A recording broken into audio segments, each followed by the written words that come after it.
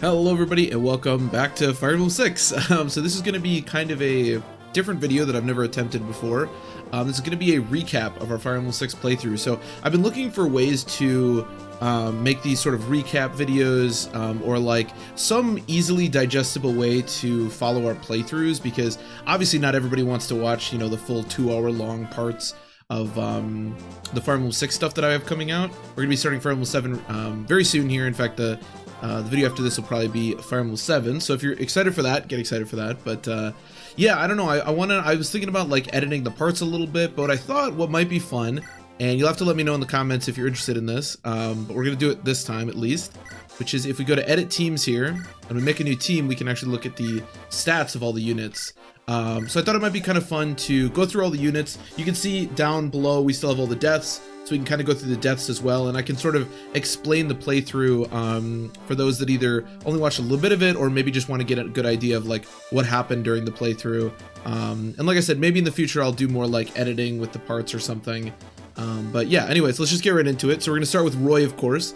Now this is a pretty average Roy for me, probably a little bit weaker than he usually is. Obviously you can see his stats are dramatically low, but yeah, I did not gain him very many levels, and the levels he did get were not very good.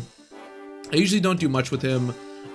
Usually training the Lord I think is a decent idea, but because you get an angelic robe early on and then you can also buy them in the mid game, as you can see he does have 46 health. That's usually what I do with Roy, and he was able to survive pretty consistently. A little scary with bolting toward the end because bolting doesn't weigh you down that much, and he was actually kind of at risk of getting doubled a little bit, but as long as you're careful with him, he's really not that bad.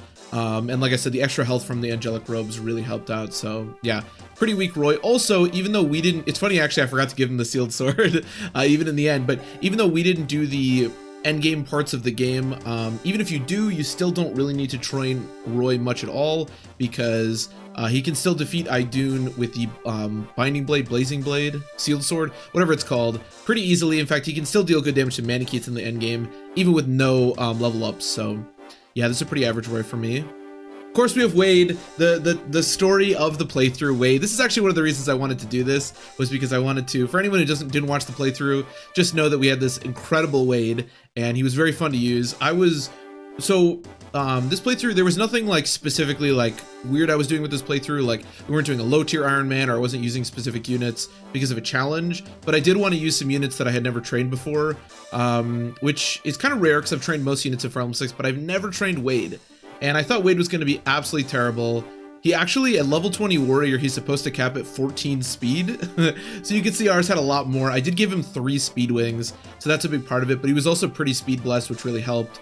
In this game, having low speed is very detrimental, but Wade was able to actually double most units in the end game, which was surprising. He was a beast. He also killed most of the end game bosses. Like I think he killed Murdoch. He definitely killed Zephiel. He killed Percival, which was really cool. Yeah, he was a beast. And as you can see, we did get him to use the Murglez, or however you pronounce it, which is pretty cool. Unfortunately, I didn't get the Armads on this playthrough, but yeah, very cool unit, very fun to use. Then we had Clarine, who I never really do too much with. Clarine's great, and I always use her, but I don't promote her that often, and even when I do, I usually don't train her as much as I did on this playthrough. Part of it was that Saul died, as you can see in the deaths. But yeah, pretty average Clarine. It's funny that she has 25 speed and 22 luck, giving her 72 base avoid, which is a lot, of course. Only 27 health and 7 defense, obviously pretty low. And her offensive capabilities with only 11 magic and D rank and anima tomes, I should say. It was kind of weak, but pretty average Clarine, and definitely useful. Clarine's always a fantastic unit, so I was happy to use her. My webcam out of focus. I don't even know why I'm using the webcam for this. Hold on a second. I don't know why it does this. Hello, webcam. Hello. All right. Well, whatever. You'll have to live with my blurry face, unfortunately. Okay, sorry about that. I'll probably just cut these two parts together. I don't know what's going on with my webcam. I never know what's going on. In any case, next up we have Lina. This was a very screwed Lina, as you can see. I actually love this Lina. Part of why I love Lina so much, and I mention this all the time, is that she is one of the few. It just got really dark in my room. In any case, she's like an absolute glass cannon. You can see just how much of a glass cannon she is here. She was very screwed in both speed and skill, so she's not supposed to be this bad, but yeah, obviously 47 health is a lot from the robes. But yeah, really high magic. She also had 4 blaze, which I used quite a bit in the late game, so fun unit to use, although obviously not as good as a character like Lou or, you know. And I think Hugh's actually on here. I don't think he died, so we'll get to him a little bit later. Then we have Mity. Mity's Mity, kind of boring, but our Mity was actually very speed screwed. I promoted her at level 20 Wyvern Knight, which means she actually ends up being like 5 speed. Well, I think her cap is like 24 or something. So, but she should have capped like levels ago. You know, she's not capped level 20. A lot of times on my more traditional runs, I do tend to get her to 20 pretty easily. And this one, obviously, she's only level 12. But yeah, very far away from capping speed, very strange. Didn't wind up mattering too much, but yeah, pretty screwed Mity, to be honest. Then we have Fur. I think this is a pretty average Fur. I think her strength might actually be a little bit blessed, but yeah, really good HP, really good speed and skill like Fur always does. She also had the Durandal, which unfortunately she gets weighed down quite a bit by, but obviously her speed can take it. Yeah, really fun character to use. Pretty average Fur, I would say. Definitely useful, especially in the late game.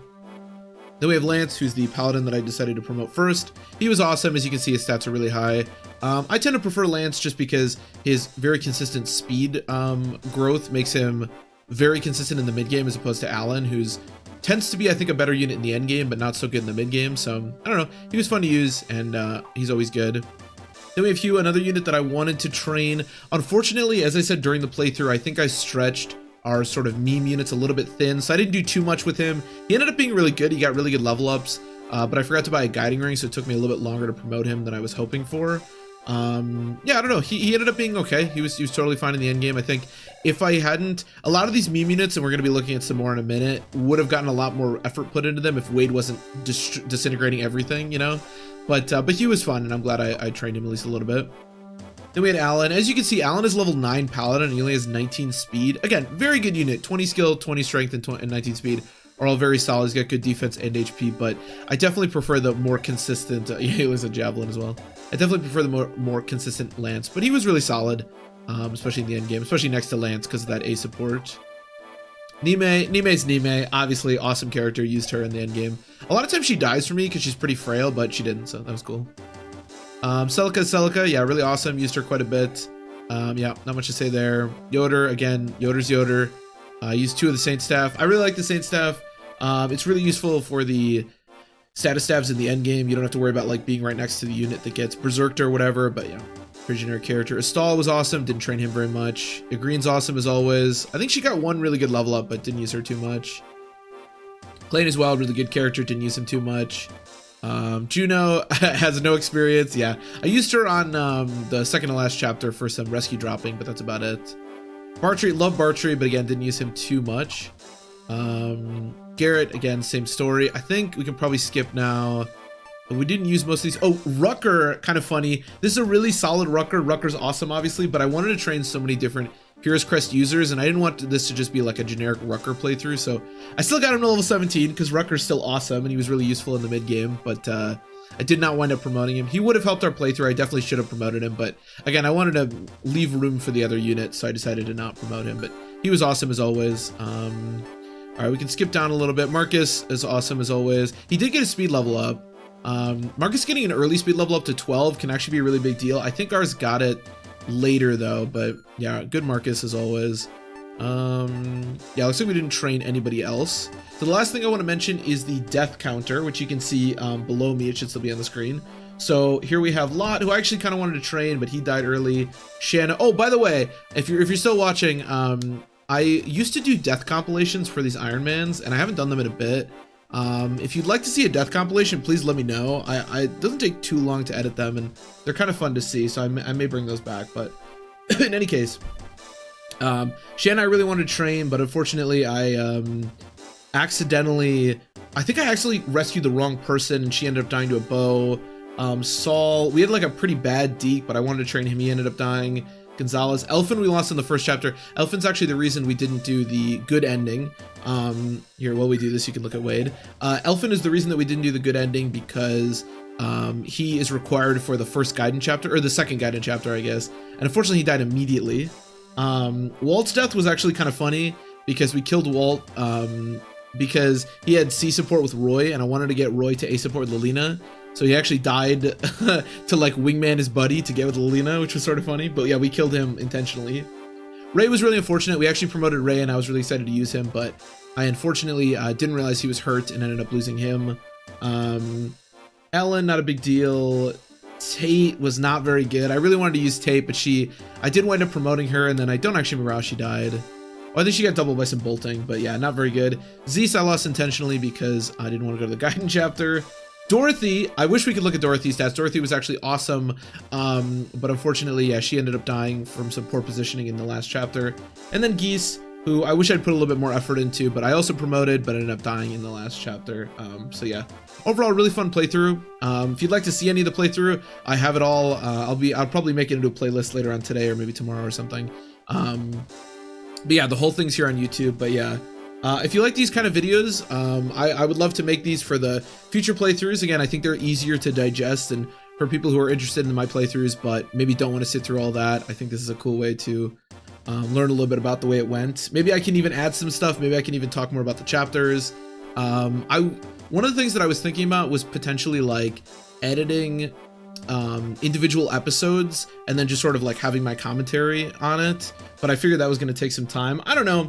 Again, let me know what you think. Let me know if you enjoyed this, and I will see you for Fire Emblem 7, which we'll be doing next.